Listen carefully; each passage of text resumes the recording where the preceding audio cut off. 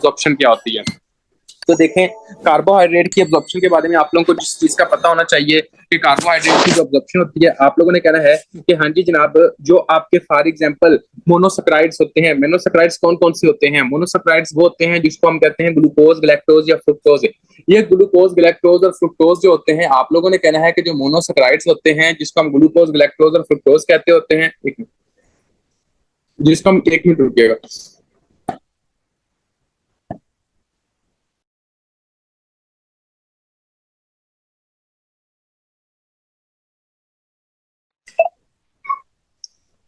अच्छा बच्चों, आप लोगों ने ये कहना होता है कि हाँ जी जनाब, इसके अंदर जो आपका मोनोसेक्राइड्स होते हैं, ये मोनोसेक्राइड बेसिकली जिसके अंदर ग्लूकोज, लैक्टोज और आपका फ्रुक्टोज होता है, ये काम क्या करते होते हैं? ये ग्लूकोज, ग्लैक्टोज और फ्रुक्टोज आपके इंटेस्टाइन के जरिए एब्जॉर्ब होते हैं, ठीक हो गया, इंटेस्टाइन के जरिए। अब एक और बात आप लोगों ने याद रखनी है कि ये जैसे इंटेस्टाइन के अंदर से एब्जॉर्ब होंगे तो ये कहाँ पे जाएंगे? आप लोगों ने कहना है कि जैसे ही इंटेस्टाइन से एब्जॉर्ब होते हैं तो ये कहाँ पे जाते हैं? आपके ब्लड के अंदर जाते हैं। तो ब्लड के अंदर इनका लेवल जो होता है वो ज्यादा हो जाता है। अब देखें बच्चों, आप लोगों को पता है जब ये सारे की सारी चीजें जो होंगी आपके ब्लड के अंदर ज्यादा हो गई, तो ब्लड के में से आपको पता है कि 20 to 25% जो ब्लड होता है वो किडनी के अंदर जाता है। अब ये जैसे ही किडनी के अंदर गया तो किडनी के अंदर आप लोगों को पता होना चाहिए कि जो किडनी के अंदर जब ये जैसे जाता है तो ग्लूकोज सारे की सारी क्या होती है? एक तरह की फिल्टर होती है। अब यहाँ से जो फिर ग्लूकोज होगी वो यहाँ से फिल्टर होगी। ये ग्लूकोज जब यहाँ से फिल्टर होगी तो यहाँ से प्रॉक्सिमल कन्वोल्यूटिव ट्यूब्यूल्स के जरिए ये यहाँ से रीएब्जॉर्ब होती है with the help of sodium glucose को ट्रांसपोर्ट चैनल। जैसे ही ग्लूकोज आपके ब्लड के अंदर जाती है तो इसके साथ सोडियम भी आपके ब्लड के अंदर जाती है। तो आप लोगों ने हमेशा एक बात अपने माइंड में रखनी है कि सोडियम और ग्लूकोज जो होंगे वो दोनों कहाँ पे जाएंगे? आपके ब्लड के अंदर जाएंगे। और किसके जरिए? सोडियम ग्लूकोज को ट्रांसपोर्ट मेथड के जरिए। ये बात आपको पता होनी चाहिए। तो बच्चों, आप लोगों ने क्या देखा? आप लोगों को पता चल गया कि किडनी के अंदर जैसे सोडियम और ग्लूकोज होंगे तो ये क्या काम करते होते हैं? With the help of sodium dependent sodium glucose को ट्रांसपोर्टर। सोडियम और ग्लूकोज जो होते हैं ये जनाब आपकी एक तरह के ब्लड के अंदर चले जाते हैं with the help of through the proximal convoluted tubule. अब यहाँ पे आप लोगों को पता होना चाहिए, जैसा कि एंडो के अंदर आपको पता होता है कि ग्लट के चैनल्स होते हैं बच्चों, ग्लूकोज को रीअब्सॉर्ब करने के चैनल्स होते हैं ग्लट, उसको हम कहते हैं ग्लूकोज डिपेंडेंट ट्रांसपोर्ट चैनल्स, यानी कि ग्लट चैनल्स जो होते हैं। उसमें आता है कि फॉर एग्जांपल सबसे पहले आप लोगों को पता होना चाहिए कि जो ग्लट 5 होता है वो किसको रीअब्सॉर्ब करता है? तो फ्रुक्टोज जो होगी वो ग्लट 5 को रीअब्सॉर्ब करने के अंदर हेल्प करती है। तो ग्लूट 5 क्या होता है? फ्रुक्टोज। तो आपने कहना है कि ग्लट 5 जो होगा वो जनाब फ्रुक्टोज को रीअब्सॉर्ब करने के लिए होता है। और उसके बाद आपका जो दूसरे जो सारे सब्सटेंस होते हैं वो जनाब आपके एक तरह का ग्लूट 2 के जरिए आपके एब्सॉर्ब होते हैं। ये आपने देखना है। देखिए, सबसे पहले आप लोगों को पता चल गया, जैसे कि अगर फॉर एग्जांपल हम ये पिक्चर देखें, 1 मिनट रुके,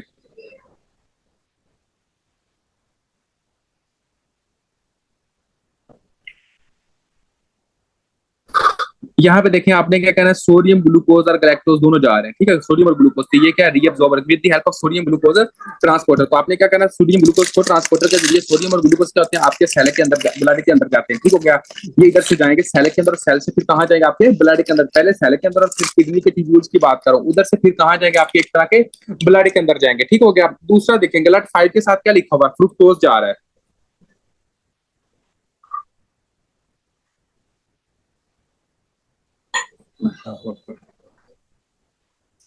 ग्लट 5 क्या? एक तरह का फ्रुक्टोज को रीअब्सॉर्ब करता है। और ये फ्रुक्टोज क्या होता है? अब देखें, ये यहाँ आ गया। अब जो ग्लट 2 होता है, यहाँ पे बात समझने वाली है। क्या समझने वाली है? यहाँ पे आप खुद देखें कि यार ये सारे निशान और नहीं है, ये और निशान है, ये और है, ये और है। मतलब क्या है? इनमें से कोई ग्लूकोज है, कोई ग्लैक्टोज है, कोई फ्रुक्टोज है, ऐसे ही है ना?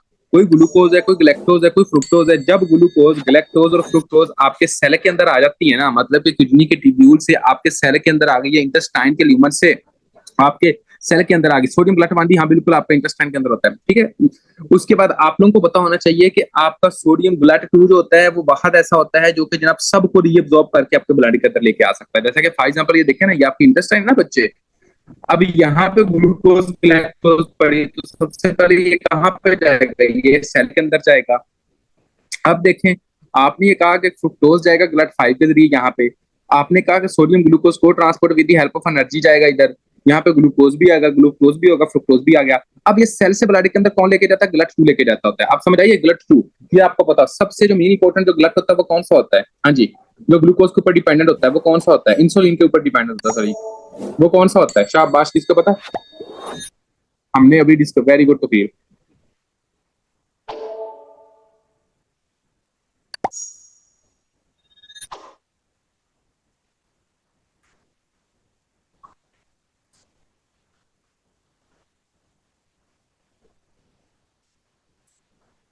अच्छा बच्चों, अब हम जो नेक्स्ट डिस्कस करेंगे वो ये है, इसी के अंदर से देखें यहाँ पे क्या लिखा हुआ है। ओनली मोनोसैकेराइड्स, ग्लूकोज, लैक्टोज और fructose are absorbed by the इंटेरोसाइट्स।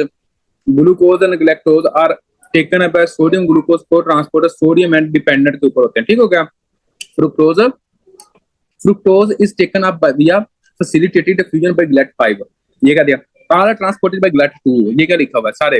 अब ये होता है टेस्ट जिसको हम कहते हैं डिजाइलोज टेस्ट। ये डिजाइलोज अब्जॉर्प्शन टेस्ट क्या करते क्या होते हैं। बेसिकली सिंपल सी बात है कि सिंपल शुगर जो होती है ये जनाब आपके एक तरह के म्यूकोजा से अब्जॉर्ब हो जाती होती है। इसके लिए किसी भी तरह के किसी एंजाइम की जरूरत नहीं होती होती। ठीक हो गया। फॉर एग्जांपल अगर ये डिजाइलोज आप देते हो ना, सिंपल शुगर आप देते हो, ये जनाब आपके इंटेस्टाइन के जो म्यूकोजा होते हैं ना, इधर से अब्जॉर्ब हो जाती है और इसकी एब्जॉर्प्शन के लिए किसी भी तरह के कोई भी एंजाइम की जरूरत नहीं होती। तो आप लोगों ने कहना होता है कि जो कंडीशन जिसके अंदर फॉर एग्जांपल माल अब्जॉर्प्शन हुई होगी, माल अब्जॉर्प्शन के अंदर क्या होती है, एब्जॉर्प्शन नहीं होती। एक बंदा ऐसा है, ये उसकी इंटेस्टाइन है और उसके अंदर क्या हो रही है, एब्जॉर्प्शन नहीं हो रही। जब उसकी एब्जॉर्प्शन नहीं होगी तो क्या होगा, ये जनाब उसके स्टूल के अंदर जाएगा, फीसिस के अंदर जाएगा। लेकिन जब आप डीजाइलोज दोगे तो क्या होगा, डीजाइलोज दोगे तो ये एब्जॉर्ब हो जाएगा। क्यों, क्योंकि डीजाइलोज को किसी ना किसी तरह के किसी भी एंजाइम की जरूरत नहीं है, वो आते ही एब्जॉर्ब हो जाता है। तो आप लोगों ने कहना है कि डीजाइलोज एब्जॉर्प्शन टेस्ट होता है simple sugar that require intact mucosa for absorption but does not require digestive enzyme. इसके लिए किसी भी तरह के डाइजेस्टिव एंजाइम की जरूरत नहीं होती, ये आया जैसे ही म्यूकोजा के अंदर ये एब्जॉर्ब हो गया। ठीक हो गया। उसके बाद इसका जो मेन काम होता है वो करता क्या है, ये देखता है कि म्यूकोजा डैमेज है कि नहीं है। फॉर एग्जाम्पल इसके लिए जो सही काम है वो क्या है, म्यूकोजा का सही तरह होना। अगर फॉर एग्जांपल आपका म्यूकोजा डैमेज होगा तो क्या इसकी एब्जॉर्प्शन होगी, मुझे ये बताएं। एंजाइम हो ना हो इसको फर्क नहीं पड़ता, अगर फॉर एग्जांपल म्यूकोजा डैमेज हो तो क्या इसकी एब्जॉर्प्शन होगी, ये बताएं, शाबाश जल्दी करें। नहीं होगी। तो आप लोगों ने खुद बताया कि जब मतलब के म्यूकोजा डैमेज होगा तो एब्जॉर्प्शन नहीं होगी, जब म्यूकोजा डैमेज होगा तो एब्जॉर्प्शन नहीं होगी, तो ये कहाँ जाएगा, स्टूल के अंदर जाएगा। ठीक हो गया। इससे पता क्या चल गया, इससे पता चल गया कि कोई ना कोई इन्फ्लामेटरी प्रॉब्लम है, कोई ना कोई म्यूकोजल इंजरी है जिस वजह से ये हो रहा है। लेकिन अगर देखें कि कोई माल अब्जॉर्प्टिव सिंड्रोम है, जैसा कि सीलियक डिजीज हो गया, सिस्टिक फाइब्रोसिस हो गया, ठीक हो गया, आ बीटा लिपोप्रोटीनीमिया हो गया, ये आपकी एक तरह की माल अब्जॉर्प्शन डिजीजेज है।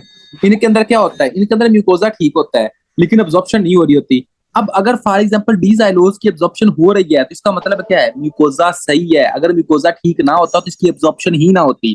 इस वजह से हमें पता चलता है कि ये कौन सा सिंड्रोम है, माल अब्जॉर्प्शन सिंड्रोम। आप समझ आ गई होगी मेरे ख्याल में आप लोगों को। हाँ जी शाबाश बच्चों, गाल कोई पल्ले पई जे।